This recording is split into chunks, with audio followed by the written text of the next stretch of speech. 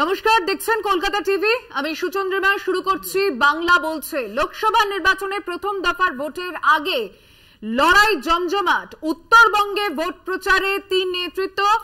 একদিকে তৃণমূল কংগ্রেসের তরফ থেকে মুখ্যমন্ত্রী মমতা বন্দ্যোপাধ্যায়, অভিষেক বন্দ্যোপাধ্যায়ের প্রচার পর্ব, ঠিক তেমনি আজ উত্তরবঙ্গে ভোটের প্রচারে এসে রাজ্য সরকারকে একাধিক ইস্যু নিয়ে বিঁধেছেন দেশের প্রধানমন্ত্রী নরেন্দ্র মোদী। শুরুতেই যে প্রসঙ্গ আসবো, জঙ্গিদের আশ্রয় দেওয়া হচ্ছে নাকি, অথচ নাগরিকত্ব পাওয়ার অধিকারীদের আটকানো হচ্ছে সিএর বিরোধিতা করে। বালুরঘাট রায়গঞ্জের জনসভা থেকে তৃণমূলকে নিশানা করে আজ বলেছেন প্রধানমন্ত্রী। পাশাপাশি রামনবমীর মিছিল নিয়েও কড়া বার্তা দিয়েছেন। ভোটের আবহে মোদীর মুখে আদিবাসী নিগ্রহ, এজেন্সির উপর হামলা নিয়েও অকপট প্রধানমন্ত্রী। 17 তারিখ ওটা ওদের দাঙ্গা করার দিন। আমি মনে করি ওটা মানুষের সম্মানের দিন হোক। ওরা চায় দাঙ্গা করে এনআইএ ঢুকিয়ে দিয়ে ভোটটা যাতে না হয়। রামনবমীর মিছিল নিয়ে রাজনৈতিক চাপানোতর তুঙ্গে। দাঙ্গা করে এনআইএ ঢুকিয়ে দিতে চায় বিজেপি। সোমবার কোচবিহারের জনসভা থেকে এমনটাই অভিযোগ তুলেছিলেন মুখ্যমন্ত্রী মমতা বন্দ্যোপাধ্যায়। তবে তৃণমূলের বিরোধিতাকে পাত্তা দিতে নারাজ বিজেপি। তৃণমূলের ষড়যন্ত্র বরদাস্ত নয়। রাম মন্দির প্রতিষ্ঠার পর এবছর রামনবমীর মিছিল হবেই। বালুরঘাটের জনসভা থেকে কড়া বার্তা প্রধানমন্ত্রীর। टीएमसी ने हमेशा की तरह यहां रामनवमी उत्सव को रोकने की पूरी कोशिश की, सारे षड्यंत्र किए। पूरा देश रामनवमी मनाने जा रहा है। ভোটের আগে বিরোধীদের হাতিয়ার সিএএ। নাগরিকত্ব সংশোধনী আইনের বিরোধিতায় সুর চড়িয়েছে তৃণমূলও। এবার তৃণমূলের সিএএ বিরোধিতা এবং রাজ্যে অনুপ্রবেশ নিয়ে তীব্র কটাক্ষ করলেন প্রধানমন্ত্রী নরেন্দ্র মোদী। बंगाल सरकार घुसपैठियों को संरक्षण देती है और कानूनी शरणार्थियों को नागरिकता देने वाले सीएए कानून का विरोध करती है। দলিত আদিবাসীদের দাসী বানিয়ে রাখতে চায় তৃণমূল। মোদীর মুখে বালুরঘাটের মহিলাদের দিয়ে দণ্ডি কাটানোর প্রসঙ্গ। আদিবাসী নিগ্রহ নিয়ে তৃণমূলের বিরুদ্ধে চড়া সুর প্রধানমন্ত্রী। टीएमसी जैसी पार्टी है जो दलित, आदिवासी महिलाओं को अपना बंधक बनाकर रखना चाहते हैं।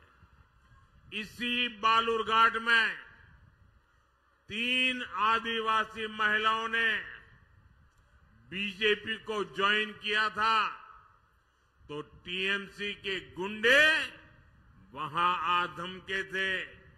এজেন্সির উপর আক্রমণ করছে তৃণমূল। সন্দেশখালী ও ভূপতিনগরের প্রসঙ্গ টেনে তৃণমূলকে জোর কটাক্ষ প্রধানমন্ত্রী নরেন্দ্র মোদী। प्राइमरी शिक्षकों की भर्ती तक में घोटाले हो रहे हैं। सरकार में मंत्रियों के ठिकानों पर रेड होती है तो करोड़ों रुपया कैश बरामद होता है। एजेंसियां जब भ्रष्टाचारियों पर कार्रवाई के लिए जाती हैं तो उन पर हमले करवाए जाते हैं। রায়গঞ্জের জনসভা থেকে এবার ভোটে বাংলায় নবজাগরণের কথা শোনা গেল মোদীর মুখে। आने वाली 26 अप्रैल की तारीख बंगाल के लिए एक और नव जागरण का काल, उसकी तारीख बनने वाली है। এবার 200 পার করতে পারবে না বিজেপি, এমনটাই কটাক্ষ করেছেন মুখ্যমন্ত্রী মমতা বন্দ্যোপাধ্যায়। তবে কোনো কটাক্ষকেই গায়ে মাখতে চান না প্রধানমন্ত্রী। তাই বাংলায় এসে ভোটের ফল নিয়ে আবারও আত্মবিশ্বাসী নরেন্দ্র মোদী। 4 जून 400 पार, 4 जून 4 जून। কলকাতা টিভি।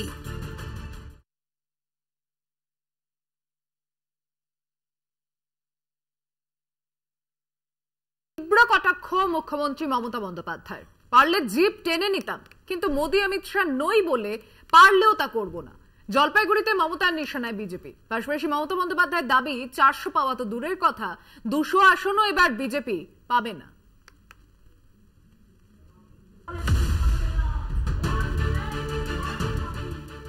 মঙ্গলবার ময়নাগুড়িতে প্রচারের শুরু থেকেই মমতা বন্দ্যোপাধ্যায় নিশানায় বিজেপি। জলপাইগুড়িতে প্রার্থী নির্মল চন্দ্র রায়, তারই সমর্থনে মঙ্গলবার ময়নাগুড়িতে জনসভা করেন মুখ্যমন্ত্রী তথা তৃণমূল সুপ্রিমো। এবারের লোকসভা নির্বাচনে আপকি বার 400 পার স্লোগান তুলেছে বিজেপি। কিন্তু মঙ্গলবার ময়নাগুড়িতে মমতা বন্দ্যোপাধ্যায়ের দাবি 400 পাওয়া তো দূরের কথা, 200 আসনও এবার বিজেপি পাবে না। মমতা বলেন, জিতবে না বুঝতে পেরেই কেন্দ্রীয় এজেন্সি দিয়ে শাসানি, এত অপপ্রচার, এত অত্যাচার। এত মিথ্যে কথা, এত কুৎসা, এত অপপ্রচারের পথ নিত না। এরা জিতবে না, এরা 200 পার হবে না, জেনে রাখবেন। এবার বিজেপি জিতছেন না। বাংলায় আমরা ফাইট করে জিতব।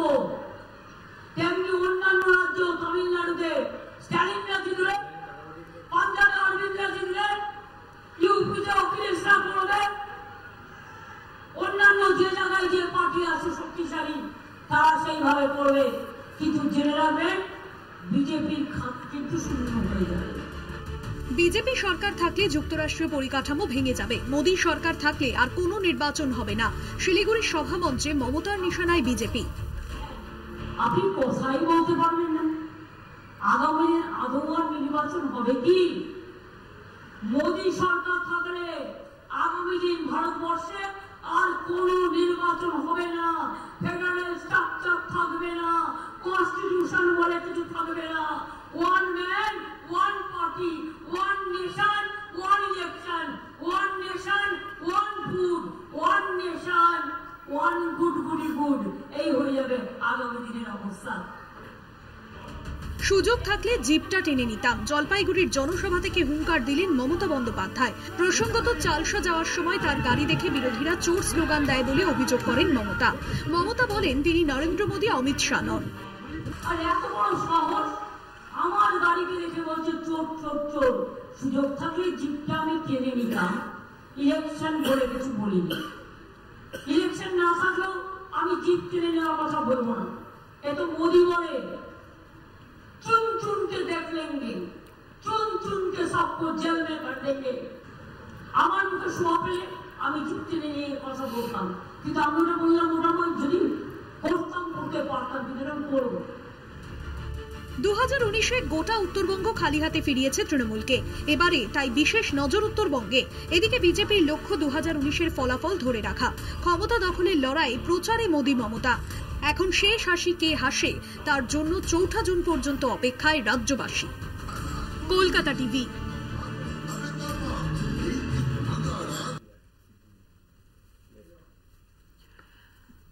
প্রথম দফার লড়াইয়ে 19 এপ্রিল আলিপুরদুয়ারে ভোটের দিন যত এগিয়ে আসছে ততই উত্তরকেই পাখির চোখ করেছেন রাজনৈতিক নেতা নেত্রীরা। আজ আলিপুরদুয়ারে জমজমাট রোড শো করেছেন অভিষেক বন্দ্যোপাধ্যায়। প্রার্থী প্রকাশ চিকবরাইকে সঙ্গে নিয়ে অভিষেকের রোড শো উপস্থিত ছিলেন জেলার অন্যান্য নেতারাও। গরম উপেক্ষা করে তৃণমূলের রোড শো, তাতে দেখা গেল জনপ্লাবন। তৃণমূলের সেকেন্ড ইন কমান্ডের ডাকে হাতে তৃণমূলের পতাকা, তেরেঙ্গা, বেলুনে সুসজ্জিত পদযাত্রায় হাঁটলেন আলিপুরদুয়ারে তৃণমূল কর্মী সমর্থকরা। আর এই রোড শো থেকে বিজেপির রাজনৈতিক নীতির বিরুদ্ধে সুর চড়ালেন অভিষেক। এখানে আমি রাস্তায় আস্তে আস্তে দেখছিলাম রামনবমীকে কেন্দ্র করে ঝান্ডা বিক্রি হচ্ছে। যারা বিক্রি করছে তারাও আমাদের আশীর্বাদ দিচ্ছে। এতেই প্রমাণ করে যে মানুষ তৃণমূলের সাথে রয়েছে। তারা রামকে অস্ত্র করে, ঢাল করে, ধর্মকে ঢাল করে নির্বাচনে যেতে চায়, আর আমরা কর্মকে ঢাল করে নির্বাচনে মানুষের কাছে মানুষের আস্থা অর্জন করার জন্য সমর্থন চাইছি। দুটোর মধ্যে পার্থক্য রয়েছে।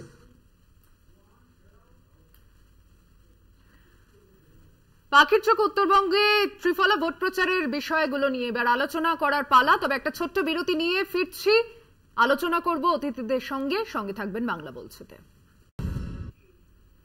ফিরে এলাম বিরতির পর, দেখছেন বাংলা বলছে, আমি সুচন্দ্রমা রয়েছি আপনার সঙ্গে। বিরতিতে যাওয়ার আগে বিষয়গুলি আপনাদেরকে জানিয়ে গিয়েছিলাম। এবার যারা আলোচনায় এসেছেন তাদের সঙ্গে আলাপ করিয়ে আলোচনায় আসার পালা। আমার সঙ্গে তৃণমূল কংগ্রেসের বক্তা রয়েছেন তৌসিফুর রহমান, স্বাগত জানাচ্ছি আপনাকে। বিজেপির বক্তা রয়েছেন সুপ্রিয় ঘোষ, স্বাগত জানাচ্ছি আপনাকে। কংগ্রেসের বক্তা রয়েছেন অনিন্দ রায়চৌধুরী, স্বাগত জানাচ্ছি আপনাকে। বামেদের বক্তা রয়েছেন মানব লাহা, স্বাগত জানাচ্ছি আপনাকে। আমি শুরুতেই আসছি সুপ্রিয় বাবুর কাছে। সুপ্রিয়, 400 পারের কথা বলছেন, গত বছর যখন অমিত শাহ এসে 35-এর যে সংখ্যা নির্ধারিত করে দিয়েছিলেন, তারপরে 30, কখনো আপনাদের নেতার মুখে 25, সংখ্যাটা এই যে 400, দেশ জুড়ে যে উন্নয়নের নামে আপনারা ভোট চাইলেও যে 6 লাখটা এখনো পর্যন্ত দেখা যাচ্ছে, সেখানে ভয়ের রাজনীতির কথা বলছেন প্রধানমন্ত্রী সাক্ষাৎকারে, সেখানে তিনি মেরুকরণের রাজনীতির প্রসঙ্গ টেনে আনছেন, সনাতন ধর্মের প্রসঙ্গ টেনে। 400-র নীতিটা কি থাকছে? দেখুন, প্রথমত হচ্ছে যে কোনো একটি রাজনৈতিক দল তার ছোট ছোট কর্মসূচির মাধ্যমে, কমন মিনিমাম যে রাজনৈতিক কর্মসূচি, তার ওপর ভিত্তি করে সংগঠনের ওপর দাঁড়িয়ে, আমাদের গোটা দেশ জুড়ে যে সংগঠন দাঁড়িয়ে আছে তার ওপর ভিত্তি করে একটা টার্গেট ফিক্সড করা হয়েছে। যে কোনো রাজনৈতিক দল, তৃণমূল হতে পারে, সিপিআইএম হতে পারে, কংগ্রেস হতে পারে, তারা তাদের মতো করে চিন্তাভাবনা করে INDI এর জোট করেছেন, যদিও তৃণমূল সেখানে নেই। তো মানে মমতা বন্দ্যোপাধ্যায় অন্তত পশ্চিমবঙ্গে নেই। তো যে কোনো রাজনৈতিক দল তাদের সিদ্ধান্তে এটা তৈরি করেছে। অমিত শাহজি বাংলার ক্ষেত্রে একটি টার্গেট বেঁধে দিয়ে গেছেন। সেই টার্গেটকে ভিত্তি করে আমরা শুধুমাত্র 42টা আসনের ক্ষেত্রে পশ্চিমবঙ্গের এই যে গতানুগতিকভাবে চলে আসা 10.5, 11, 12 বছর ধরে যে টোটাল তৃণমূল কংগ্রেসের যে দুর্নীতি থেকে শুরু করে যে ঘটনার প্রবাহের ওপর দিয়ে এখনো পর্যন্ত চলছে, আমরা তার উপর ভিত্তি করে আমাদের এটা মনে হয়েছে পশ্চিমবাংলার মানুষ 35টা আসনে আমাদেরকে আশীর্বাদ করবেন। এবার ভোটের পর সেটা দেখা যাবে করবেন কি করবেন না। একটা রাজনৈতিক দল অর্থাৎ বিজেপি, যারা এখন দেশে শাসন করছেন, শাসন ক্ষমতায় রয়েছেন, তারা যদি টার্গেটও বেঁধে দেন, তাতেও যদি বিরোধীদের সমস্যা হয়ে থাকে, তাহলে তো আর রাজনীতি করা যায় না। রাজনীতির একটি রাজনৈতিক দল তারা নিজেদের মতো করে কমন মিনিমাম প্রোগ্রামের মাধ্যমে তাদের টার্গেট ঠিক করবে। বেশ। দ্বিতীয় হচ্ছে, আরেকটা প্রশ্ন আপনি করেছিলেন, দ্বিতীয় হচ্ছে যে সনাতনের ক্ষেত্রে যে প্রশ্নটা উনি যে বক্তব্যে মোদিজি করেছেন, বিশেষ করে আজকের যে প্রতিবেদন এখানে দেখলাম, সেখানে উনি একটা খুব স্পেসিফিক কথা এখানে বারবার করে বলেছেন যে রামনবমীর মানে অনুষ্ঠান করতে গেলে, রামনবমীর শোভাযাত্রা করতে গেলে আমাদেরকে অনুমতি নিতে হয় হাইকোর্টের কাছে। এটা কি খুব মিথ্যে কথা বলেছেন তিনি? আমরা এই পশ্চিমবাংলায় দেখেছি একাধিকবার এই ধরনের ঘটনা হয়েছে। বিশেষ করে গত বছর যে ঘটনাগুলো হয়েছিল, 2021 সালের যে ঘটনা হয়েছিল, সেখানে রামনবমী উদযাপন করতে গিয়ে আমাদের সামনের এই হাওড়াতে কি অঞ্চলে, টিকিয়াপাড়া না কি জায়গাটার নাম, সেখানে কি অশান্তিটা হয়েছিল আপনারা দেখেছিলেন। আমি সেই বিস্তারিত আলোচনায় যাচ্ছি না, নিশ্চিতভাবেই তার ব্যাখ্যা আছে। কিন্তু এখানে দুর্গাপুজোর ভাসানের ক্ষেত্রেও পারমিশন নিতে যেতে হয়। তো সেই ক্ষেত্রে সেটাকে তিনি টার্গেট করে এই কথাটা বলেছেন। এখানে খুব মিথ্যা কথা তো তিনি বলেননি। বেশ, আমি তৃণমূল কংগ্রেসের থেকে পাল্টা জবাব নেব এবং তার সঙ্গে মমতা বন্দ্যোপাধ্যায়, অভিষেক বন্দ্যোপাধ্যায় স্পেসিফিক্যালি উত্তরবঙ্গের বিষয় মানুষকে যে আহ্বান দিয়েছেন, এবং গত লোকসভার নির্বাচনের ফলাফল আমরা জানি সেটা। এবারে বিশেষ করে তৃণমূল কংগ্রেসের বাড়তি অক্সিজেন সেখানে পাওয়ার কারণটা কি? দেখুন, আমরা যে কথা করছি, আমরা প্রকল্প নিয়ে কথা করছি, আমরা মানুষের সঙ্গে দাঁড়িয়ে আছি, মানুষের সঙ্গে থাকতে চাইছি, আমরা এটাই নিয়ে সিট বা কত সিট নিয়ে আসবো আমরা এটাই কথা করবে। কিন্তু বিজেপি ওটা বলতেই পারে, ওরা কনস্টিটিউশনাল পারও যেতে পারে, মানে ওরা বলবে আমরা 500 পার, 600 পার, 700 পার, ওরা বলতে পারে। ওদের কাছে কিছু ক্যালকুলেশন নিয়ে ওরা কি করে ক্যালকুলেট করে আমি তো বুঝি না। কিন্তু হ্যাঁ, এখন বলছে আপকি বার 400 পার, উনি 21-এ বললেন আপকি বার 200 পার। আমরা সব দেখেছি, মানুষে দেখছে, এখন ওরা বলতেই পারে। কিন্তু আপনি দেখুন, মানুষের প্রকল্প নিয়ে যদি এরা কথা করবে, এরা পারবে না। যদি ওরা বলবে আমরা লাস্ট ইলেকশন 2019-এ আমরা 18 সিট পেয়েছি, মানুষের আশীর্বাদ ছিল, কিন্তু এটা আমরা ডিনাই করতে পারবো না, ওটা আশীর্বাদ ছিল। কিন্তু এই আশীর্বাদ নিয়ে আপনি করলেনটা কি? আপনি কত প্রকল্প দিয়েছেন? আপনি কেন্দ্রীয় মন্ত্রী আপনার কাছে আছে, রাজ্যতে আপনার কেন্দ্রীয় মন্ত্রী আছে, এই কেন্দ্রীয় মন্ত্রী নিয়ে আপনি কি দিয়েছেন মানুষকে? বাংলায় রাজ্যে আপনি কি দিয়েছেন? এটা অনেক বড় একটা কোয়েশ্চেন। আমরা বলছি, আপনি বলছেন 35 সিট আপনি নিয়ে আসবেন, ভালোই তো। যদি আপনারা জানেন, যদি আপনি 35 সিট নিয়ে আসবেন, তাহলে ডেইলি প্যাসেঞ্জারি কেন করছেন আপনারা? এখানে মোদির আই থিঙ্ক এটা থার্ড বা সেকেন্ড ভিজিট হয়ে গেছে। এত নার্ভাসনেস, এত ভয়ের কি কথা? যদি আপনি জানেন আপনার আশীর্বাদ আপনার সঙ্গে আছেন, তাহলে কথা করুন না। এই দুর্নীতি নিয়ে আপনি আসেন, আপনি কথা করবেন, আপনি বলবেন এই কমিউনাল ভায়োলেন্স, আপনি বলবেন পলিটিক্যাল ভায়োলেন্স। আমি আপনাকে একটাই চ্যালেঞ্জ করি, আপনি প্রকল্প নিয়ে, ডেভেলপমেন্ট নিয়ে আপনার ম্যানিফেস্টোটা কি এই বছর আপনি কথা করুন না, আমি দেখবো। আমি অনিন্দ্যদার কাছে আসছি। উত্তরবঙ্গে নজরে কি মনে হচ্ছে কংগ্রেসের? উত্তরবঙ্গে কংগ্রেসের আলাদা করে কোনো নজর নেই, সারা বাংলা জুড়ে এবং সারা ভারতবর্ষ জুড়ে কংগ্রেসের নজর। উত্তরবঙ্গে নজর থাকতে পারে তৃণমূলের, কেন তারা লোকাল পার্টি। একটা জাতীয় পার্টি শুধু উত্তরবঙ্গ নিয়ে ভাবলে হয় না। আপনি দেখুন, এই নরেন্দ্র মোদী আর মমতা ব্যানার্জির আমি ভাষণ শুনছিলাম, সেখানে আমি খুব পরিষ্কারভাবে তথ্যহীন ভাষায় আপনাকে বলি, সেখানে চা শ্রমিকদের অনাহারে মৃত্যু, তাদের হেলথে ইস্যু, তারা যে প্রিমিয়াম পাচ্ছে না, তারা যে হেলথ ইস্যু পাচ্ছে না, সেগুলো নিয়ে কোনো কথা বলছে না। আমরা দেখেছি 5টা চা বাগান বন্ধ হয়ে গেছে, যেখানে 7,500 শ্রমিক বেকার হয়ে গেছে। তাদের কথা কে বলেছে? মমতা বন্দ্যোপাধ্যায় জমির কথা বলছে, পাট্টা দিচ্ছে, কিন্তু জমি দেখাতে পারছেন না। সেই পাট্টায় মালিক পক্ষ আমরা দেখছি সুদীর্ঘকাল ধরে চা বাগানের শ্রমিকদের বঞ্চিত করছে। পিএফ এর টাকা রেখে দিচ্ছে, কিন্তু পিএফ এর টাকা দিচ্ছে না। যে মূল্য শ্রমিকদের যে ন্যায্য মজুরি, সেই মজুরির টাকা পর্যন্ত দিচ্ছে না। চাইলে মালিক পক্ষ কোর্টে চলে যাচ্ছে। না কেন্দ্রীয় সরকার না রাজ্য সরকার কেউ কিন্তু এই বিষয়ে কোনো হস্তক্ষেপ করছে না। আর আপনি এরা বলছিলেন 400 পার, আসলে নরেন্দ্র মোদী ভারতবর্ষের উপরে আর নির্ভর নেই।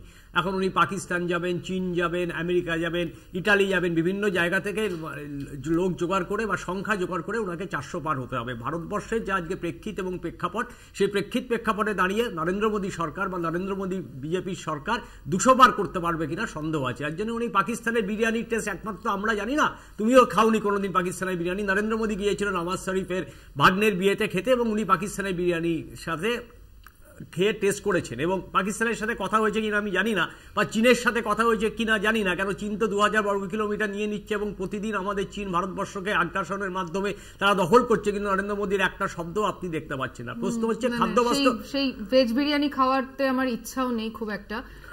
আমি মানবের কাছে যাব, একটু সময় কম, আমি পরের সেগমেন্টে এসে বিস্তারিতভাবে সেটা নিয়ে শুনবো। অনিন্দদা, উত্তরবঙ্গ নিয়ে স্পেশালি কি ভাবনা চিন্তা? কংগ্রেসের সাথে আসন নিয়ে আমরা একটা তো মতবিরোধ দেখেছি, কিন্তু ভোটের আগে এই যে প্রচার যেভাবে চলছে, একটা দিক নির্দেশ হয়ে যাচ্ছে মনে হচ্ছে। দেখো, প্রথমে বলি যে তোমার ভেজ বিরিয়ানি খাওয়ার ইচ্ছা থাক আর না থাক, ভারতবর্ষে এমন একটা সরকার চলছে, মিড ডে মিলে খাবার কি হবে, সেখানে চিকেন দেবে না মাছ দেবে সেটাও ঠিক করে দিচ্ছে, নিরামিষ দিতে হবে। এখন তুমি যদি না চাইলেও তোমাকে চিকেন দেবে না, তো সেটা নিয়ে পরে প্রশ্ন থাক তোমার কথাতেই। 2 নম্বর বিষয় হলো যে এটা তো ভারতবর্ষের নির্বাচন, এই নির্বাচনে যে বিষয়গুলো নিয়ে আমাদের আলোচনা হওয়ার কথা, যে বিষয়গুলো নিয়ে আমাদের আলোচনা করার দরকার, মানুষের বাসস্থান, মানুষের শিক্ষা, মানুষের স্বাস্থ্য, মানুষের কর্মসংস্থান, কোথা দিয়ে কোনোভাবে এই তৃণমূল এবং বিজেপি এই দুটো দলই এই নজরটা ঘুরিয়ে দেওয়ার চেষ্টা করছে। 2 নম্বর প্রশ্নের তোমার উত্তর হচ্ছে কংগ্রেসের সঙ্গে আমাদের কোনো সমস্যা হয়নি। কোচবিহারে একটা জায়গায় প্রিয়া রায়চৌধুরী ক্যান্ডিডেট হয়ে গেছিলেন, ঘোষিত হয়েছিল, কিন্তু কংগ্রেস নেতৃত্ব গতকালকেও জানিয়ে দিয়েছেন যে সেখানে ফরওয়ার্ড ব্লকের বামফ্রন্ট সমর্থিত ফরওয়ার্ড ব্লক প্রার্থী কংগ্রেস সমর্থিত উনিই লড়বেন, সেখানে কংগ্রেস সম্পূর্ণভাবে সহযোগিতা করবে, এই নিয়ে কোথাও সন্দেহ নেই, এটা একদম পরিষ্কার হয়ে গেছে। 3 নম্বর বিষয় হলো যে উত্তরবঙ্গের বহু সমস্যা আছে। অনিন্দদা বলবার সময় বলছিল চা বাগানের সমস্যা, আলোচনা হলো না।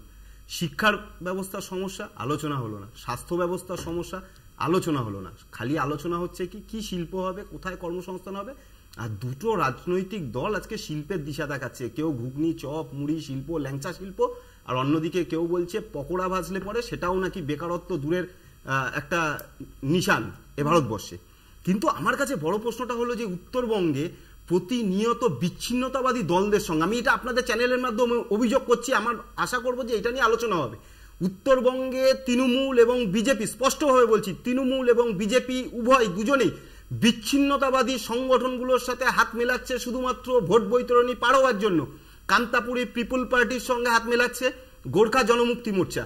আজকে এই শুভেন্দু অধিকারী গত 12 তারিখে আজকে বিমল গুরুংয়ের সঙ্গে সভা মঞ্চে গেল ভোট পাওয়ার জন্য উত্তরবঙ্গে। আর এই বিমল গুরুংকেই ওই 2008 সালের যে দাঙ্গা হয়েছিল ওখানে, সেখানে অতিরিক্ত পুলিশ সুপার মারা গেছিল, 2 জন পুলিশ কর্মী মারা গেছিল, সেই সময় উস্কানি দিয়েছিল কারা? এই কান্তাপুরি অ্যাসোসিয়েশনের সঙ্গে মিলে। না, আরেকটা কথা বলি, আরেকটা একটা বলেনি, শেষ পেলে হবে তাহলে পুরোটা। সেটা হলো, আর তার পাশাপাশি আরেকটাও ভয়ঙ্কর বিষয়, যে বিজেপির প্রতিনিধি যিনি আছেন উনি অবশ্যই উত্তরটা দেবেন যে ওনারা যাকে অনন্ত মহারাজ বলেন, যার আসল নাম নগেন্দ্র রায় বা কেউ বলে অনন্ত রায়, আসলে উনি যে কথা বলছে, যে রাজ্যভাগের কথা বলছে, তাকে বিজেপি সমর্থন করে কিনা, কারণ অনন্ত রায় কিন্তু তাদেরই এমপি। আসছি উত্তরে পরের সেগমেন্টে আসবে, একটা ছোট বিরতি নিতে হচ্ছে, ফিরছে এক্ষুনি বাংলা বলছে, তো সঙ্গে থাকবে। ফিরে এলাম বিরতির পর, দেখছেন বাংলা বলছে। ভোট প্রচারে এসে রামনবমীর মিছিল নিয়ে বার্তা দিয়েছেন দেশের প্রধানমন্ত্রী। রাম মন্দির প্রতিষ্ঠার পর প্রথম রামনবমীর মিছিল হবেই। বাংলা সরকার নাকি আটকানোর চেষ্টা করছে। সুপ্রিয়বাবু, নরেন্দ্র মোদী আজকে প্রধানমন্ত্রী, তিনি বারংবার মহা ধুমধামে এই অনুষ্ঠান উৎসব পালন করার কথা বলেছেন, বিশেষ কি বার্তা এর মধ্যে আপনারা কি খুঁজে পাচ্ছেন? ওনার বক্তব্যে এটা খুঁজে পাওয়া গেছে। গতকালের একটি সভা, মমতা বন্দ্যোপাধ্যায় মাননীয় মুখ্যমন্ত্রী, তিনি একটি অদ্ভুত কথা বলেছেন। জানি না তার মুখ থেকে অনেক সময় এই ধরনের মানে বাণী বেরিয়ে যায়, ইচ্ছা করে করেন বলে মানে অনেকেই মনে করেন না, কিন্তু আবার বলেও ফেলেন। সেটা বলেছেন 17 তারিখ নাকি আমাদের মানে ওনাদের, উনি বলেছেন এটা 17 তারিখ নাকি ওদের দাঙ্গা করার দিন। আচ্ছা, যদি ওনার কাছে এরকম কোনো ইন্টেলিজেন্স থেকে থাকে সেটা তিনি প্রশাসনিকভাবে নিশ্চিতভাবেই তো তার তদন্ত করাবেন, তিনি তদন্ত করাননি। উনি কেন রামনবমী আসলেই শুধুমাত্র এই কথাগুলো বলেন, সন্দেহটা তো আমাদের মনেও জাগে। দেখুন, যে কোনো ধর্মে তাদের অনুষ্ঠান হবে, এই পশ্চিমবাংলায় করবেন, এটাই আমাদের বাস্তব চিত্র। তারা করেছেন। তার আগের দিনও যখন পবিত্র ঈদ গেল কয়েকদিন আগে, তিনি গেছেন, তিনি পবিত্র ঈদে গিয়েও রাজনীতি করেছেন, সেখানে রাজনীতির বক্তব্য করেছেন। আমরা তো সেটা নিয়ে কিছু বলিনি। ওনার বক্তব্য হচ্ছে যখন রামনবমী হবে তখন এই জিনিসগুলোকে টেনে আনা, যে দাঙ্গা হবে, দাঙ্গা হবে, এই জিনিসটা উনি কোথা থেকে জানেন? দল হিসেবে সংবেদনশীল হওয়া আপনাদের প্রয়োজনীয়তা নয়? আমরা কোথায় সংবেদনশীল নয় বলে আপনার মনে হচ্ছে? তাহলে বিরোধীরা প্রশ্ন তুলছে কেন? বিরোধীদের তো কাজই প্রশ্ন তোলা। আপনি টিকিয়া পাড়া, বিরোধীদের কাজই প্রশ্ন তোলা। সেগমেন্টে কথা বললেন কেন? বিরোধীদের কাজই প্রশ্ন তোলা। ওই একটা টিকিয়া পাড়া কেন বলবো না? এখানে অশান্তি হলে বলা যাবে না? ওই একটা টিকিয়া পাড়া, ওই একটাতেই অশান্তি হয়েছে বলেই তো বললাম। আর কোথাও হয়নি? যেখানে পুলিশ প্রশাসন, পশ্চিমবঙ্গের পুলিশ প্রশাসন মার খেয়েছে, সেটা বলবো না? নিশ্চিতভাবে হয়েছে, নিশ্চিতভাবে হয়েছে। যেখানে পুলিশকে মার খেতে দেখা যায়নি তো, পুলিশকে মার খেতে অন্য কোথাও দেখা যায়নি তো। কার পুলিশ? কেন্দ্রীয় সরকারের পুলিশ। মমতা বন্দ্যোপাধ্যায় মাননীয় মুখ্যমন্ত্রী, তার পুলিশকে মার খেতে হয়েছে। আমি কোনো জাতি বর্ণ নির্বিশেষে যাচ্ছি না তো, আমি সেই তর্কে যাচ্ছি না, আমি তো এক্সাক্ট করে বলছি না কারা মেরেছেন, আমি সেটাও বলছি না। কিন্তু যেটা হচ্ছে সেটা প্রতিবাদ করতে গেলে নামও নিলেন না, কারা মেরেছে এটা নামও নিলেন না। যাই হোক, আমি তৌসিফুরের কাছে আসছি। আশঙ্কা যখন প্রকাশ করেছেন নেত্রী অশান্তির জন্য, আপনারা কি প্রস্তুতি নিচ্ছেন? দেখুন, নিশ্চয়ই একটা, উনি বলছেন হাওড়া, আমি বলছি অনেক জায়গা হয়েছিল, কিন্তু কেন হচ্ছে এই আমাদের বাংলা রাজ্যে, আমি ওইটা সেটাই জিজ্ঞেস করতে। উনি বলছেন ঈদ, উনি বলছেন দুর্গাপূজা, আমিও জিজ্ঞেস করতে চাইছি কেন ঈদে কিছু হচ্ছে না, আমাদের দুর্গাপূজাতে কিছু হচ্ছে না, কালী পুজোতে হচ্ছে না, দিওয়ালিতে হচ্ছে না, মহরমে কিছু হচ্ছে না, কেন আপনারা রামনবমী নিয়ে এই খেলা খেলছেন? এটাই আমারও প্রশ্ন আছে। আমাদের প্রশ্ন আছে। 20 মানুষ নিয়ে, দেখুন আপনারা বলবেন তাহলে আমরা কি করে বলবো? আমরা 20 মানুষ নিয়ে দুর্গাপূজা সেলিব্রেট করি, 20 মানুষ নিয়ে আমরা ঈদ সেলিব্রেট করি, কিন্তু রামনবমী নিয়ে কেন? আমি বলছি রামনবমী নিয়ে যে দাঙ্গা হয়েছে, যে দাঙ্গা আমরা দেখেছি, কিন্তু এটা হিন্দু বা মুসলিম করেছে না, এটা করেছে কে? এটা করেছে ভারতীয় জনতা দল পার্টি কার্যকর্তা। এটা স্পষ্ট, এটা ক্লিন, এটা মতলব একটাই সবচেয়ে বড় এক্সাম্পল। কে করেছে? হিন্দু? নো। কে করেছে? মুসলমানরা করেছে? না। হাওড়ার লোক, বাংলার লোক? না। কে করেছে? আরএসএস ওয়ার্কার, তৃণমূলের আর ভাজপা কর্মী। আপনি দেখবেন ছোট ছোট বাচ্চাদের হাতে একটা তলোয়ার, যেটা কালকে বাচ্চাদের হাতে একটা রিভলভার, আগাম সূচনা করে দিয়েছেন মমতা বন্দ্যোপাধ্যায়। এইটাই উনি করেন। আমি আজকে রামজিকে, এটাই ওনার কালচার। আমি আজকে রামজিকে জিজ্ঞেস করতে চাইছি কি কোথায় আমি রামজি বলেছেন তলোয়ার নিয়ে বা রিভলভার নিয়ে ঘুরতে হবে তোমাকে? কোথায় ঈদে বলেছে যে মমতা বন্দ্যোপাধ্যায় গেলে রাজনীতি করতে হবে পবিত্র ঈদে? কিন্তু যদি আপনি বলবেন ঈদে গিয়ে রাজনীতি, আমি জবাব দিতে চাই, আস্তে আস্তে এক এক করে জবাব দিতে যাই। মমতা বন্দ্যোপাধ্যায় যদি রেড রোডে যান, এটা কিন্তু নিশ্চিত যাবেন। উনি, আপনারা অনেক সিনিয়র বসে আছেন সব, উনি 2011 থেকে আগে যাচ্ছেন তো মানুষের একজন ব্যক্তিত্ব। তাহলে আপনি বলুন নরেন্দ্র মোদি যদি বড় মুসলিমের মসজিদে যেতে চান, ঠিক আছে তো, অসুবিধা নেই। উনি বড় মুসলিমের মসজিদ যাবেন, কিন্তু মুসলিমের মসজিদ যাবেন না কেন? যদি আপনি কমিউনাল ডায়ালগ যদি শেয়ার করতে চান, যদি আপনি বলেন করতে পারবেন, না না না, তাহলে আপনাকে মসজিদও যেতে হবে, নিশ্চিত যেতে হবে, চার্চ যেতে হবে, গুরুদ্বারাও যেতে হবে। অস্বীকার করলাম, আপনি তাহলে বড় মুসলিমে যাচ্ছেন, কিন্তু দিদি গুরুদ্বারাও যাচ্ছে, মসজিদও যাচ্ছে, কালীঘাটও যাচ্ছে, সেন্ট জেমস চার্চও যাচ্ছে। আমি তার জন্য আমাকে চা বাগান নিয়ে কেন করলেন সেটা মানুষ দেখছে, কিন্তু আপনাকে আপনি কি বলছেন? এবং এই পশ্চিমবঙ্গে কালকে রামনবমীকে নিয়ে আমরা শুভেচ্ছা জানাই। আমরা শুভেচ্ছা জানাই। রিকোয়েস্ট করছি থামার জন্য। আমি অনিন্দ্যদার কাছে আসছি। কংগ্রেসের কাছে এই বিশেষভাবে পালিত এই দিনটি, যেখানে এত অশান্তির আশঙ্কা করা হচ্ছে এই রাজ্যে বিশেষত, আমি যদি রাজ্যের প্রসঙ্গেই থাকি, যদিও কংগ্রেস জাতীয় দল হিসেবে আপনি বলতেই পারেন দেশ জুড়ে কি অবস্থা, কিন্তু এ রাজ্যের পরিপ্রেক্ষিতে কালকের দিনটা নিয়ে কি আপনার কোনো আশঙ্কা হচ্ছে? না, দেখুন, রাম ছিল, রাম আছে, রাম থাকবে, রামকে নিয়ে কোনো কথা নেই। মুশকিলটা কোথায়? 2014 আগে কাম ছিল, এখন কাম নেই, আর মোদীজি ক্ষমতায় আসলে কাম আর থাকবে না। তার রামের কথা না বলে আমরা কামের কথা বলি, আমরা অন্ন বস্ত্র সংস্থানের কথা বলি, আমরা মানুষকে প্রশ্ন আমরা জিজ্ঞেস করি যে মানুষ কোথায় চাকরি পেল, 2 কোটি বেকারের চাকরি কোথায় হলো, 15 লক্ষ টাকা কোথায় গেল। আর আমাদের কাছে রাম না, আমাদের কাছে রাম এবং কৃষ্ণ, রাম ও কৃষ্ণ আছে। আপনি যে কোনো বাঙালি হিন্দুর ঘরে যান, তার ঘরে দেখবেন রামকৃষ্ণ, সারদা মা, বিবেকানন্দ আছে, এবং সেই দার্শনিক, সেই মহাগুরু আমাদের সাথে আছে। সেখানে রাম থাকলো কি না থাকলো আমাদের কিছু যায় আসে না। আমরা ধর্ম প্রতিষ্ঠা করার জন্য নরেন্দ্র মোদীকে প্রধানমন্ত্রী বানাইনি, আমরা পাঠিয়েছিলাম কেন? যে ভারতবর্ষের প্রগতি, ভারতবর্ষের উন্নতি, ভারতবর্ষের সমস্ত কিছু যাতে সাধারণ মানুষের কাছে, তার কাছে টাকা থাকে, তার সে যেন চাকরি পায়, সে যেন কর্মসংস্থান পায়, সে যেন স্বাস্থ্য পরিষেবা পায়। পাইনি আজকে পাইনি। আজকে নিশ্চিত প্রমাণিক আবার সে টাকা চুরি করেছে, আবার সে ভাই তুমি যদি এরকম করে তাহলে কিন্তু তোমার বলার সময় আমি বলছি না, তুমি ভুল করলে তাহলে তোমাকে বলতে হবে না, তাহলে তোমাকে বলতে হবে না, সবার বলার সময় ইন্টারাপ্ট করো না। সুপ্রিয়র মধ্যে একটা হতাশা কাজ করছে, কেন বুঝতে পারছে যে দিন দিন কমছে। আপনি দেখুন, যখন 400 তোমার নেতা স্বীকার করেছে কিন্তু আইএনডিএ জোটে তৃণমূল কংগ্রেস নেই, যখন নাম বলে দেবো মমতা বন্দ্যোপাধ্যায় তোমাদেরকে যদি কংগ্রেসকে তোমার নেতা স্বীকার করেছে, নাম বলবো মমতা বন্দ্যোপাধ্যায়ের কাছে ভিক্ষা করেছিল কংগ্রেস, যখন 400 পারের কথা বলছে তো। আর এখানে কত বলেছে? 400 পারটা কি হবে জানেন তো? 400 পারটা হবে গ্যাস, পেট্রোল, ডিজেল, অলরেডি হয়ে গেছে, ওষুধ, মেডিসিন, এগুলো সব 400 পার হবে। আর দেখুন কত সুন্দর করে, দাদা একটু দেখুন না, কত সুন্দর করে টিকিয়া পড়া আপনি বলেছিলেন ক্যামেরাতে। একটা কি বলছেন? একটা ন্যাশনাল টেলিভিশন আছে, বলছেন 2023 সালে এসে প্ল্যান আছে কাল। আরে ভাই একটু বলতে দাও। 2023 সালে এসে কি বলেছিলেন অমিত শাহ, আপনার মনে আছে? 35 আসন ফিক্স করেছিলেন। সুকান্ত মজুমদার কি বললেন? আমাদের কোনো আসন টার্গেট করে দেওয়া হয়নি। দিলীপ ঘোষ কি বললেন? 25 আসন ফিক্স করেছে।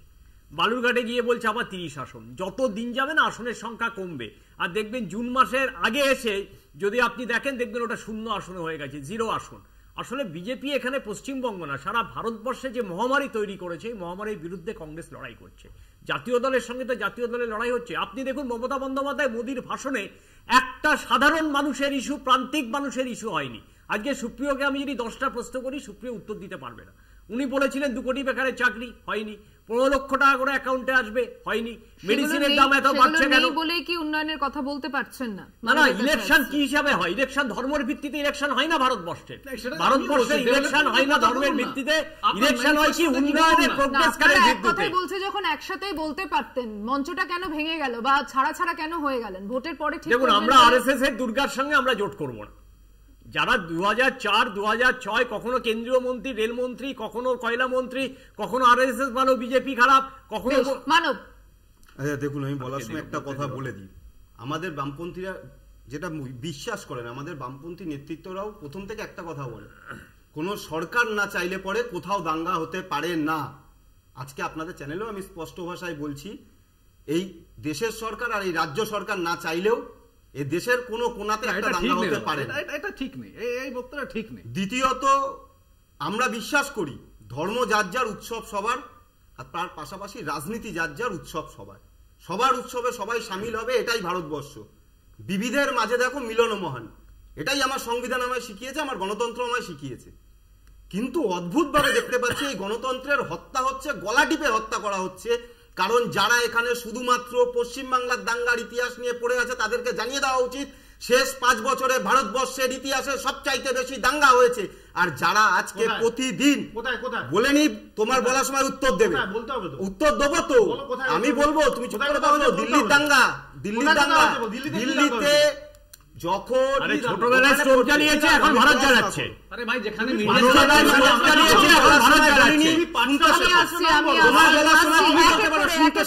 চিৎকার হবে এত হতাশা ভালো নয়।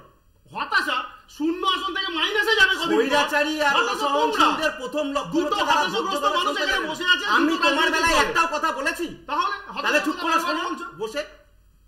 2 নম্বর হচ্ছে রামনবমী, আদিবাসী নিগ্রহের কথা বলছে। মধ্যপ্রদেশে একজন নিম্ন শ্রেণী মানুষের মুখে বিজেপির নেতা প্রস্রাব করে দিল। উত্তরপ্রদেশের প্রধান মুখ্যমন্ত্রী যোগী আদিত্যনাথ, নিম্ন শ্রেণী মানুষরা তাকে যাতে ছুতে না পারে তার জন্য তাকে ব্যারিকেড করে ঘিরে রাখা। তাদের মুখে নিম্ন শ্রেণী উচ্চ শ্রেণীর কথা মানায়? আজকে এই প্রধানমন্ত্রী সেই কথা বলছেন। খুব জানতে আমি 3 নম্বর উত্তর দেবো না, শেষ করে নি। মধ্যপ্রদেশ উত্তরপ্রদেশে এত কিছু হয়েছে, মিডিয়া কভার করতে চাইছে। 3 নম্বর উত্তরটা আমি যেটা পরিষ্কার ভাবে দিয়ে নিতে চাই, এই এরা খালি সংখ্যা পার করছে, 400 পার 300 পার, তৃণমূল বলছে আমি এত পাবো, বিজেপি বলছে আমি এত পাবো। আমি এটা বুঝতে পারছি না এদের কি সিট ভাগাভাগি হয়ে গেছে নাকি, যে এরা সংখ্যা বলে ফেলে। না, আমরা তো বললি না কি আমরা কত পাবো, আমি তো বললাম না আমি কত পাবো, আমি তো বলেছি মানুষ আশীর্বাদ দেবে। আমি কারোর বলার সময় বলিনি, আমার বলার সময় অনুষ্ঠান এখনো বাকি আছে, বিরতির সময় হয়েছে, বিরতি হবে, শুরুটা হবে, সঙ্গে থাকবেন। ফিরে এলাম বিরতির পর, দেখছেন বাংলা বলছে। বিরতিতে যাওয়ার আগে মানব থামিয়েছিলাম, দ্রুত শেষ করো। হ্যাঁ, দ্রুত শেষ করছি। সেটা হলো আমি যেইখানটা দিয়ে শেষ করেছিলাম ঠিক সেইখান দিয়ে শুরুটা করছি। 4 নম্বর পয়েন্ট যেই জায়গাটা ছিল যে প্রতিদিন আমার ভারতের যে সাধারণ নির্বাচন তো দেশের, তো যারা নির্বাচনী আচরণবিধি লঙ্ঘন করছে তার মধ্যে সবচাইতে আচরণবিধি লঙ্ঘন করছেন ভারতবর্ষের প্রধানমন্ত্রী এবং বিজেপি। আদর্শ নির্বাচনী আচরণবিধি যা হওয়া উচিত তাকে পুরোপুরি ভেঙে খান খান করে ফেলছে। কোথাও ধর্মের নামে ভোট চাইছে, রামের নামে ভোট চাইছে, মৃত শহীদ জওয়ানদের নামে ভোট চাইছে। এটা তো নির্বাচনী আচরণবিধির বিরোধী।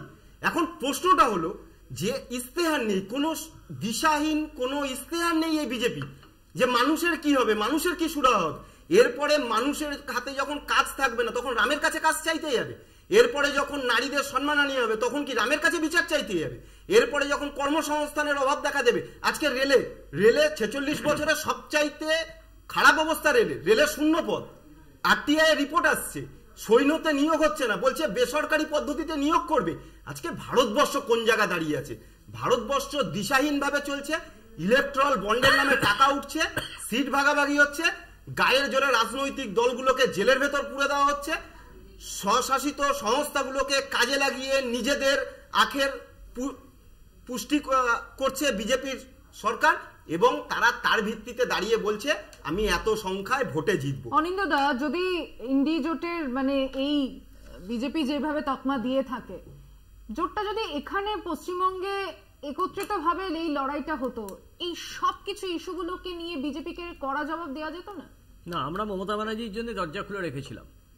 আমি জানি না কোন অজ্ঞাত কারণে মমতা ব্যানার্জি আমাদের সঙ্গে জোট করলো না। সব থেকে আশ্চর্য লাগছিল আমাদের যে মালদা দুটো কেন্দ্র, মালদা উত্তর, মালদা দক্ষিণ, সেখানে একটা নেতৃত্ব করাতে দিল না। না, কেউ করাতে দেয়নি, না কেউ করাতে দেয়নি। মমতা ব্যানার্জি করবে না আমাদের সঙ্গে জোট, কেন মমতা ব্যানার্জি করলে আরএসএস উনার উপরে ক্ষোভ দেখাবে, উনার উপরে অভিমানী হয়ে যাবে। আসলে আরএসএস যখন মহাত্মা গান্ধীকে হত্যা করেছিল এই নাথুরাম গডসে, তখন আরএসএস প্রতিজ্ঞাবদ্ধ করেছিল, আপনার মনে আছে, যে আমরা কোনোদিন ভোটে লড়বো না। কিন্তু আরএসএস কিন্তু পলিসি মেকিং করে। পলিসিটা কি? যে পলিসি ভারতীয় জনতা পার্টি দিল্লিতে এবং সারা ভারতবর্ষে চালু করে, সেই একই পলিসি তৃণমূল নামে এই দলটা এখানেও চালু করে। অতএব আরএসএস এর পলিসি তৃণমূল কংগ্রেস আর বিজেপি তারা এইভাবে করে। এই জোট নিয়ে দাদা এটা আপনাকে মানতে হবে, এই জোট নিয়ে 3টা মিটিং ক্যান্সেল হয়েছে। আপনি যদি জয়রাম রমেশের যদি মিটিং বা ইন্টারভিউ দেখবেন, উনি এটা বললেন কি হ্যাঁ আমরা এটা ভুল করেছি, এটা মিটিং ছিল 20 ডিসেম্বর, 25 ডিসেম্বর, আমরা লাস্ট ডেট দিয়েছিলাম 31 ডিসেম্বর, তারপরে এটা আপনার ফেল করেছেন, এটা আমাদের দোষ।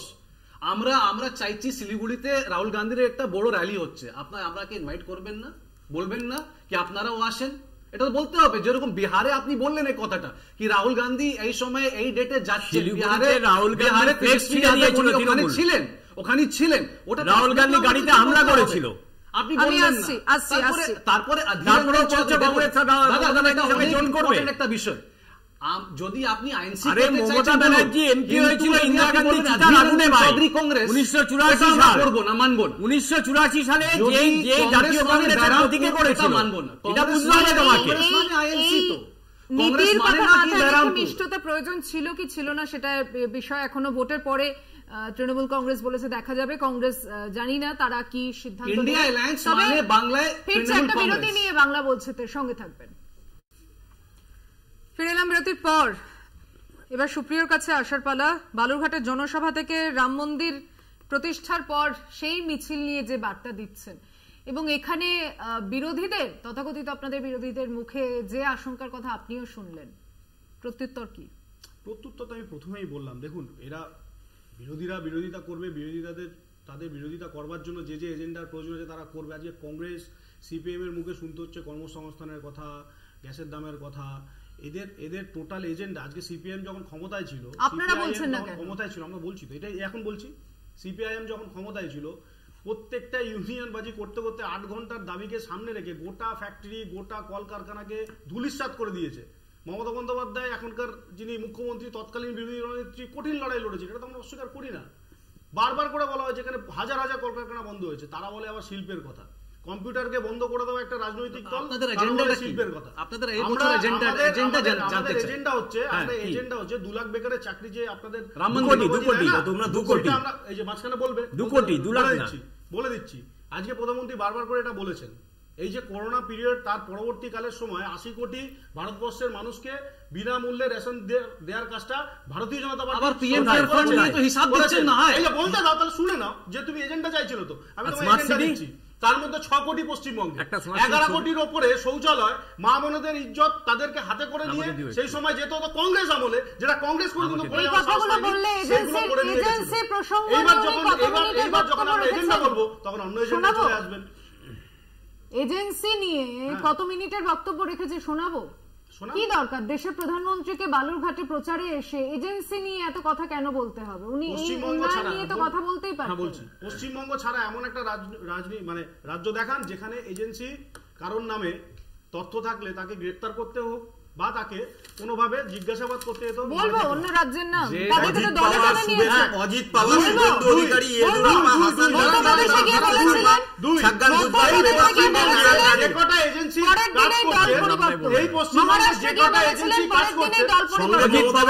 অভিষেক বন্দ্যোপাধ্যায়, প্রত্যেকটা কোর্টের নির্দেশে করছে। তাহলে কি কোর্টকে অবমাননা করছেন আপনারাও? তাহলে কি কোর্টকেও অবমাননা করছেন? নবীন জিন্দালকে আপনারা নিয়ে আসবে না, ওটা আপনি কথা বারবার এটা বলেছে।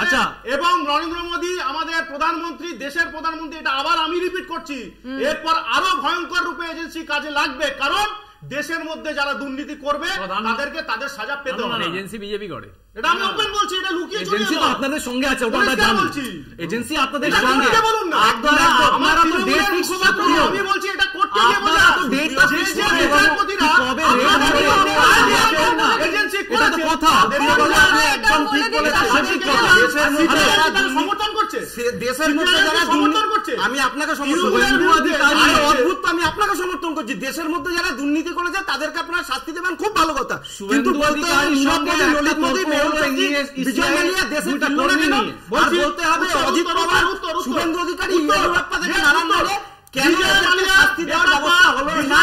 ডেট অফ বার্থ কি 2014 সালের পরে না আগে? ওই দেখুন, 1 মিনিট, আপনি তো অদ্ভুত তথ্য দিচ্ছেন। আপনার জন্ম সেই সালে রাজনীতি আপনি করেন না? আপনি যে সালে জন্মেছেন সেই সালে কি রাজনীতি? আপনি তো অদ্ভুত তথ্য দিচ্ছেন। তোমরা ছিলে সেই গভর্নমেন্টে, আবার অদ্ভুত তথ্য দিচ্ছেন। ব্যাংকের ঋণ পালাতে সাহায্য হচ্ছে নাকি? ব্যাংকের ঋণ মুকুবে পালাতে সাহায্য হচ্ছে?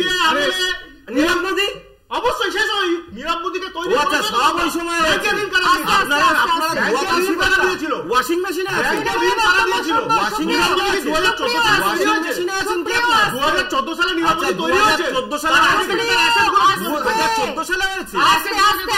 দুজনকেই বলছেন এরা নার্ভাস আছে, এটা ঠিক আছে, আমি জেনে নিচ্ছি। আরে ভাই, আপনি নার্ভাস বুঝে গেছি।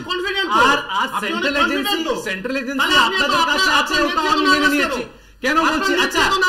আচ্ছা এখন আপনি বলছেন বিজয় মালিয়া, নীরব মোদী, বিজয় মালিয়া, নীরব মোদীকে সামনে রাখা আপনারা প্রমিস করেছিলেন। আরে এত কথা বলছেন, এবার সবকে আমি কলার ধরে হিন্দুস্তান নিয়ে আসবো। কোথায়?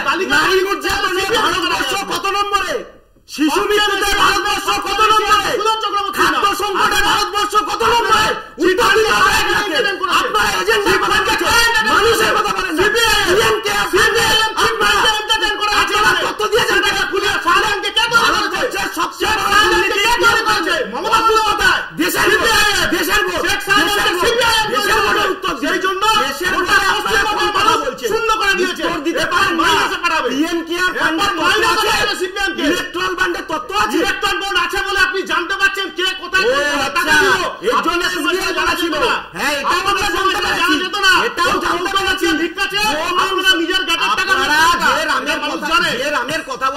গোমাংস বিক্রিকারী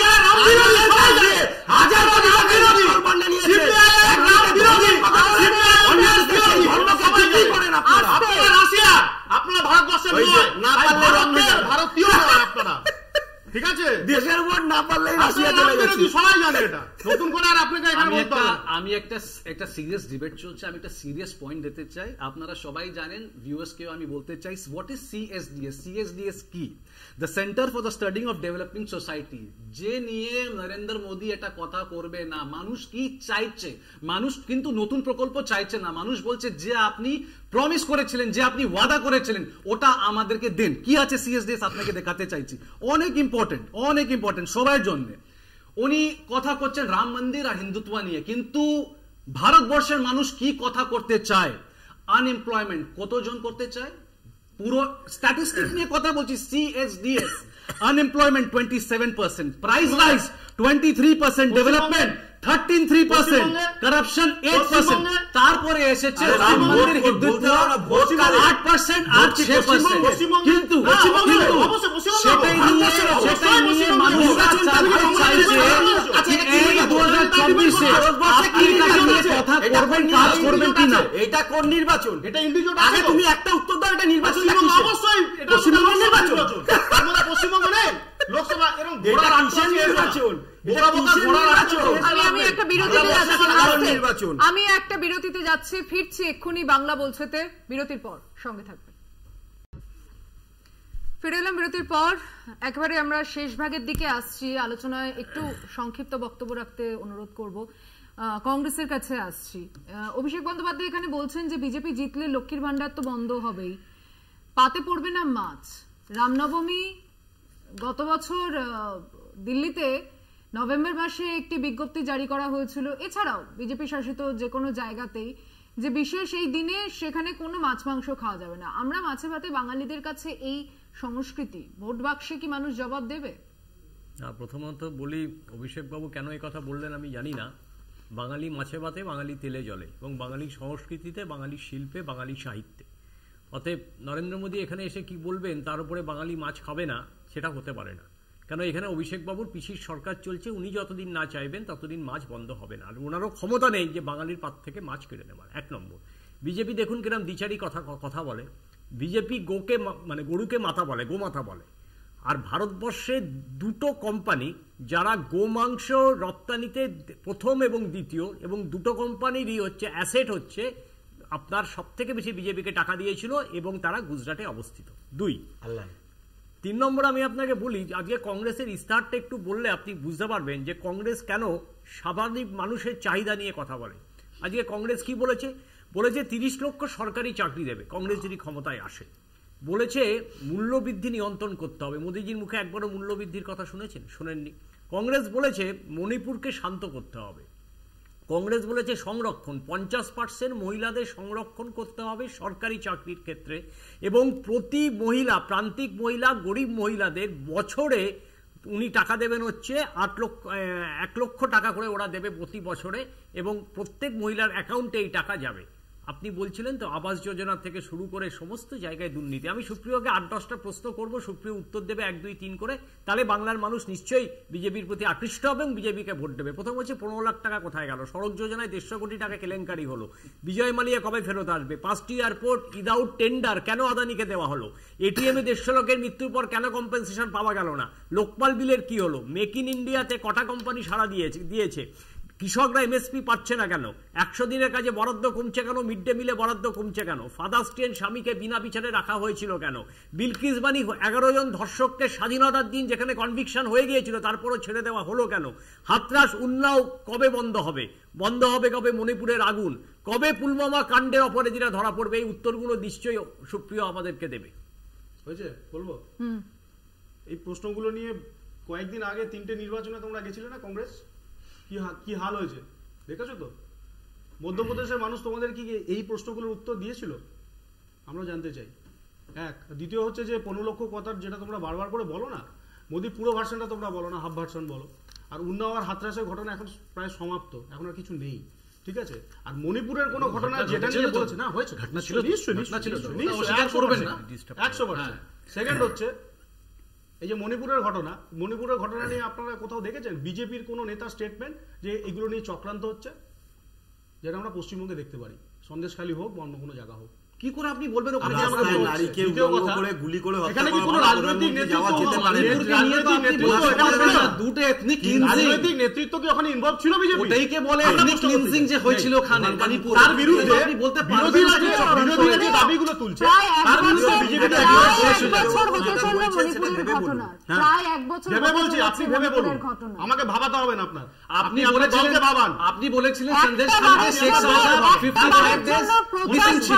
নির্বাচন ছাড়া সেই রাজ্যে পা পড়ল না কারো। কার পা পড়েনি? মণিপুরের ঘটনা ম্যাক্সিমাম কেন্দ্রীয় নেতৃত্ব। আপনি কার পা ফেলার কথা বলছেন? প্রধানমন্ত্রী কেন গেল না? সেটা বলুন যে নরেন্দ্র মোদী। স্বরাষ্ট্রমন্ত্রী কেন গেল না? স্বরাষ্ট্রমন্ত্রী গেছেন। কোথায় গেছিলেন? স্বরাষ্ট্রমন্ত্রী গেছেন সেখানকার প্রশাসনের সাথে মিডিয়াতে এক্সপ্রেশন দিতে পারবে না, মিটিং করেছেন, পার্লামেন্ট এক্সপ্রেশন দেবে না, মণিপুরে পার্লামেন্ট এক্সপ্রেশন দেবে না। সেকেন্ড কেন দেবে না? বিজেপির কোনো স্টেটমেন্ট নেই। বিজেপি এখানে মণিপুরে গেছে, এখানে স্বরাষ্ট্রমন্ত্রী মণিপুরে স্বরাষ্ট্রমন্ত্রী বিভিন্ন সময় একাধিক বৈঠক করেছে। ঘটনা পরের দিন যায়নি, নিশ্চিতভাবে যায়নি ঘটনা। আমি তোমাকে যেটা বলছি আজকের দিন পর্যন্ত বাবা, আমি একটা কথা বলি মণিপুরের ঘটনা নিয়ে। এটা বললাম চুপ করে গেছে। মণিপুরের ঘটনা তোমাকে চুপ করতে হবে। তুমি একটু আগে বলেছো গেছে। মণিপুরের ঘটনা তথ্য দেওয়াটা বন্ধ করো। পুরো কথাটা তথ্য দেওয়া বন্ধ করো। একাধিক নেতৃত্বের সাথে বৈঠক করেছেন এবং সেখানে সরকারিভাবে বৈঠক করেছেন। এখানে বিজেপি কোন সেটা পর্যন্ত করে না, পার্লামেন্টে অ্যাবসেন্ট ছিল সেটা পর্যন্ত করে না, স্ট্যান্ড নিতে পারছে না।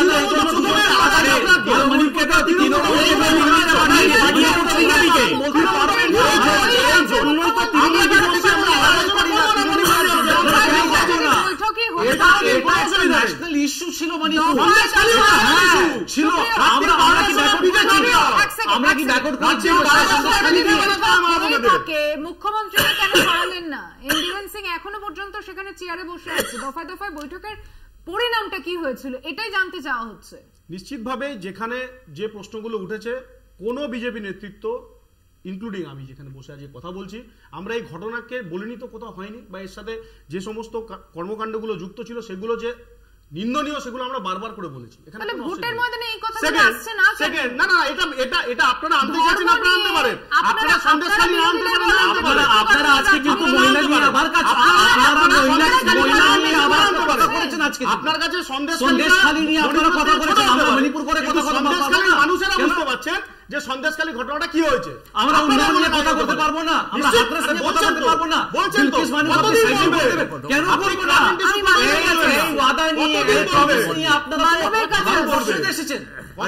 আমি একটা কথা বলি, কি বলছেন আপনি? হাস্যকর টাইপের আলোচনাটা চলে গেছিল অনেক জায়গায়। সেটা হলো যে প্রথমে কতগুলো শেষ সময় তো শেষের দিকেই বলছি যে দাঙ্গা করা যাবে না, বলেছিলাম না, আমাদের নেতৃত্ব বলে গেছিলেন দাঙ্গা করতে হলে মেরে মাথা ভেঙে দেবো। তোমার দলের বাড়ি থেকে প্রাণ দিল, দাঙ্গাকে সমর্থন করো, তুমি দাঙ্গাকে সমর্থন করো। সিপিআইএম আমার এখানে বড় সমর্থন করো, তুমি কেন সমর্থন করো?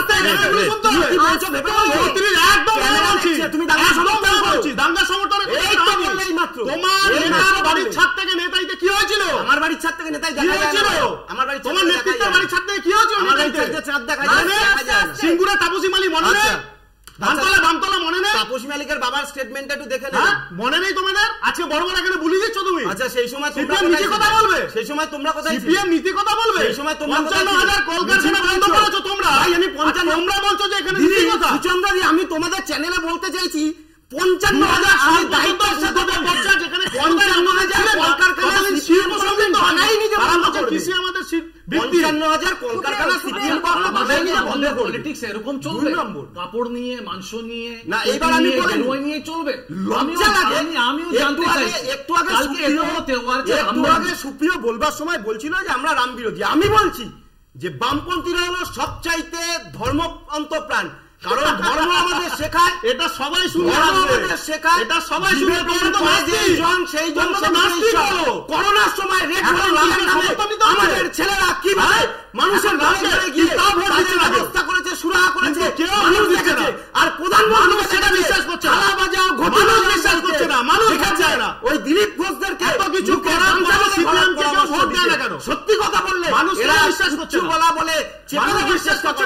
আসল ঘটনা হলো চেঁচিয়ে কখনো মানুষ তোমাদের থামিয়ে রাখা যায় না, এটাই হলো রাজ্যের বাস্তব পরিস্থিতি। আমরা বলছি বাংলায় দাঙ্গা করতে এলে আবার মেরে মাথা ফাটিয়ে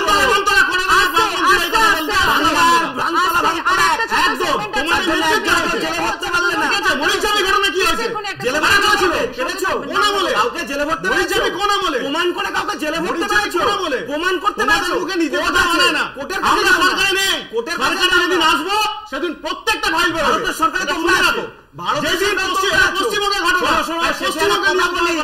আমি সুচন্দ্রাদি আমার হয়নি, এরা রাম রাম করে এত চিল্লায় না, হচ্ছে মর্যাদা তোমার অসুবিধা শুনে নাও, জানবে সুবিধা না রাম নিয়ে চেলালে অসুবিধা শুনে নাও না, সিপিআইএম রামকে বলে মর্যাদা পুরুষোত্তম। আমরা বলছি একদম ঠিক, রাম শিখিয়েছিল কিভাবে মর্যাদায় থাকতে হয়। শত শত এদেরকে মনে করিয়ে দিতে চাই ভারতবর্ষে মহাভারত বলে একটা মহাকাব্য আছে, তাতে কৃষ্ণের একটা চরিত্র আছে। রাম যেমন শিখিয়েছিল যে মর্যাদায় কিভাবে থাকতে হয়,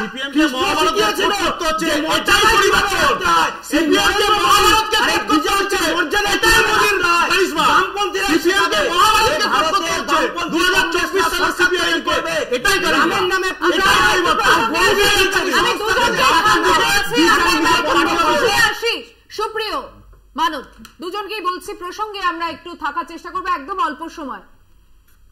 দেশ জুড়ে মহাধুমধামে রামনবমী পালন করার কথা এ রাজ্যে প্রচারে এসে বলছেন প্রধানমন্ত্রী। অন্যদিকে সেই দিনেই অশান্তির আশঙ্কা করে মানুষকে সতর্ক হওয়ার পরামর্শ দিচ্ছেন রাজ্যের মুখ্যমন্ত্রী মমতা বন্দ্যোপাধ্যায়। আমি দুজনেরই আজকের এই রামনবমীর বিষয় নিয়ে বক্তব্যটা আরো একবার শোনাবো।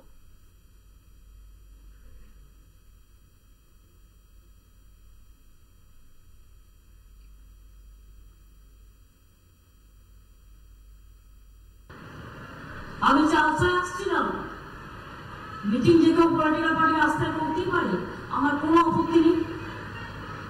আমার গাড়িটাকে দেখে বলছি চোর চোর, ওদের জিজ্ঞেস করুন ওদের পিতৃদেবের পয়সায় কোনদিন আমি এক কাপ চা খেয়েছি? আর এত বড় সাহস, আমার গাড়িকে দেখে বলছে চোর চোর চোর। সুযোগ থাকলে জিপটা আমি কিনে নিতাম, ইলেকশন বলে কিছু বলিনি। ইলেকশন না থাকলেও আমি জিপ কিনে নেওয়ার কথা বলবো না। এ তো মোদি বলে চুন চুনকে দেখ লেঙ্গে, চুন চুনকে সবকো জেল মে कर देंगे। আমার মুখে শোয়া পেলে আমি চুক্তি নিয়ে কথা বলতাম, কিন্তু আমি टीएमसी ने हमेशा की तरह यहां रामनवमी उत्सव को रोकने की पूरी कोशिश की, सारे षड्यंत्र किए, लेकिन जीत सत्य की ही होती है।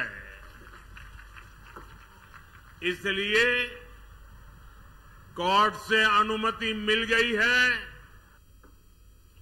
ধর্মনিরপেক্ষ দেশের গণতন্ত্রের প্রচারের সময় দেশের প্রধানমন্ত্রী এই কথা বলছে, কংগ্রেস কি বলবে? দেখুন, আমরা অভিষেকেও আছি, আমরা আবু শেখেও আছি, আমরা রামেও আছি, আমরা রহিমেও আছি। ভারতবর্ষের সংবিধান 42তম অ্যামেন্ডমেন্টের পর বলেছিল হচ্ছে সেকুলার, অর্থাৎ ধর্মনিরপেক্ষ।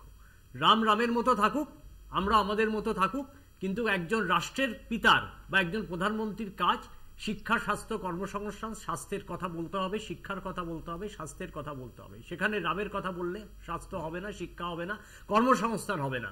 যে মানুষটা সকালবেলা কর্পোরেটেড ট্যাক্স 14 লক্ষ হাজার কোটি টাকা সে মুকুব করে দিচ্ছে, আর যে কৃষকটা, যে শ্রমিকটা, যে প্রান্তিক মানুষটা, হকার ভাইটা 10,000 টাকা লোন নিচ্ছে, তার বাড়ি থেকে জিনিসপত্র উঠিয়ে নিয়ে চলে যাচ্ছে, কেন? 10,000 টাকা দিতে পারেনি। আমরা এই দ্বিচারিতার বিরুদ্ধে। আমরা দুটো ভারতবর্ষ চাই না, আমরা চাই একটাই ভারতবর্ষ, যেখানে সাধারণ শ্রমজীবী খেটে খাওয়া মানুষগুলো, যারা 2014 আগে যাদের পরিধান ছিল, যাদের মাথার উপরে ছাদ ছিল, যাদের পায়ে কাপড় ছিল, তারা যেন আজকে কাপড় পায়, তারা যেন আজকে দুবেলা দুমুঠো ভাত খেয়ে বেঁচে থাকতে পারে। এটাই ভারতবর্ষের নীতি, এটাই ভারতবর্ষের কৃষ্টি, এটাই ভারতবর্ষের সংস্কৃতি। এর বাইরে ভারতবর্ষ এবং ভারতবর্ষের আমাদের এই পশ্চিমবঙ্গে আর কোনো সংস্কৃতি থাকতে পারে না। দেখুন, আমরা দুর্গাও বলি, আমরা কালী মাতাও দেখি, আমরা হরে কৃষ্ণও বলি, জয় শ্রী রামও বলবো, আল্লাহ আকবরও বলবো, কিন্তু একটাই আমার বিনতি, কালকে রামনবমী, আমরাও সেলিব্রেট করতে চাই, যেরকম আমরা দুর্গা পূজা সেলিব্রেট করি, ঈদ দিওয়ালি সেলিব্রেট করি, কিন্তু কালকে আমি একটা বিনতি, একটা রিকোয়েস্ট করতে চাইছি।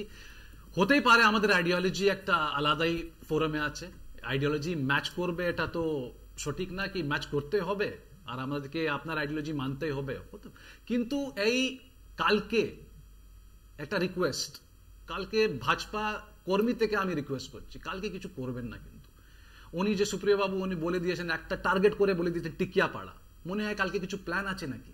এটা করবেন না, একদিনই আছে রামনবমী, ভালো করে সেলিব্রেট করব। আমরা কাপড় নিয়ে, গেরুয়া নিয়ে, সবুজ নিয়ে, টোপি নিয়ে, গামছা নিয়ে আমরা পলিটিক্যাল এন্ডোর্সমেন্ট করি না, আমরা কন্ডেম করি। কালকে অনেক বড় দিন, ভালো করে কাটাবেন। রামনবমীকে সবাই শুভেচ্ছা জানাই। Thank you. আর সময় নেই, একদম সংক্ষেপে আমি দুজনের কাছে বক্তব্য রাখবো। সুপ্রিয়, খুব সংক্ষেপে। দেখুন, রামকে নিয়ে পুরো ডিবেটটাই রামকে নিয়ে হলো আর কি। তো যেহেতু আমার তৃণমূলের বন্ধু যে বক্তব্যগুলো দিলেন, আমি অনেকাংশে তার সাথে একমত। একটা স্পেসিফিক জায়গার কথা উনি বলেছেন, যে আমি বলেছি টিকিয়াপাড়ার কথা 100 বার বলেছি, কারণ এই ঘটনাটা ঘটেছিল গতবার। তার মানে এর উদ্দেশ্য কোনো কিছু নেই। দাঁড়ান, হয়নি না, সময় নেই, সময় নেই। এত সময় এদেরকে দিলে আমাকে দেবেন না, পুরো কথাটা বক্তব্য রেখেছিলেন, আপনি বাক্য কমপ্লিট করতে দেবেন না, সেটা আলাদা কথা, ঠিক আছে? একদম সময় নেই। তাই উৎসব প্রাণ মানুষ, এই পশ্চিমবাংলার মানুষ আগামীকাল রামনবমী সুন্দরভাবে পালন করবেন, সুন্দরভাবে কাটাবেন, সকলে ঐক্যবদ্ধভাবে সম্প্রীতির মধ্যে থেকে এ রাজ্যে একটা নতুন সম্প্রীতির বার্তা দেবে। সেই শুভেচ্ছা, অভিনন্দন, ভালোবাসা আমরা বামপন্থীদের পক্ষ থেকে আপনাদেরকে জানাচ্ছি। ধন্যবাদ চারজনকে আজকে অনুষ্ঠানে আসার জন্য। বাংলা বলছে এখানেই শেষ করছি। দেখছেন কলকাতা টিভি, রাত দিন।